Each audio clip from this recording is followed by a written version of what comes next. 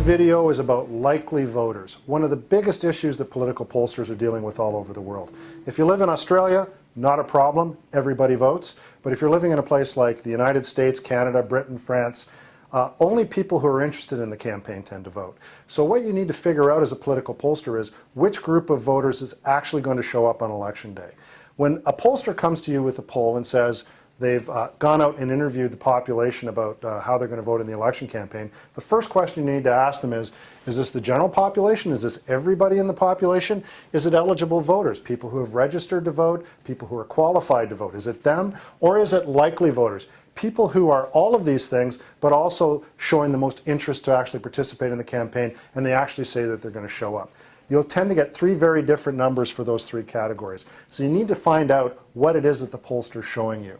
Now, how do you deal with non-voters? Because, you know, in a place like where I am today, Canada, half the population doesn't vote. So we know 50% of the people that we interview in a general population survey are actually lying to us. So how do we take the people who are the actual voters and actually interview them? Well, we have a couple different ways of doing it. One of them is we screen people out who say that they have no interest in voting. You can do it at the start of the questionnaire. Or you can interview the general population and you can remove people who are unlikely voters afterwards.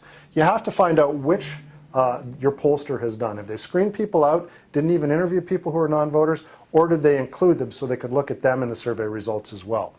But what you're ultimately looking for is that group of the population that you could describe as true voters, the people who are actually going to vote, the people the day after the election campaign, you know, actually voted. There's a couple of things that you can do to zero in on who those true voters are. One of them is historical vote weighting. So you can go back and you can look at what happened in previous election campaigns to try and sort out what the likely turnout is in the election campaign that you're doing polling on. So if you found out that only 50% of the voters voted last time around, the likelihood that 75% of the population is actually going to vote is probably untrue. So you have to figure out a way of weighting that out.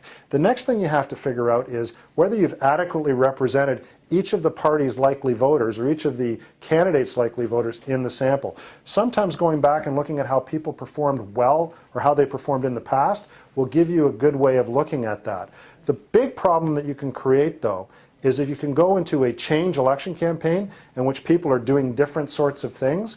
In an era of declining partisanship, you tend to see a lot of that. Weighting things back to the historical vote can mute the change. The other thing that can happen is if you have new parties emerge. Say, for example, in the European parliamentary elections, we saw a lot of parties of the right have big performances. That's difficult to get if what you're doing is comparing it to the last European parliamentary elections, because you'll tend to mute that impact. So you really have to have your pollster explain to you how they're dealing with history and things like screening in or removing afterwards. Another model for removing voters from the sample is a behavioral model. Level of interest in the campaign, whether or not they voted in the past, whether they're likely to vote this time, maybe even asking them a couple of skill testing questions about where they're supposed to vote will help determine whether or not they're actually a voter and whether or not they're going to show up in the campaign. Now, these types of behavioral models can perform very well, but there's been a couple of really good examples in which they've behaved quite poorly. So you want to make sure that you understand what the pollster is doing with these behavioral models, and you want to look at the historical record, whether or not it's worked in the past. It's a good way of starting out your questioning.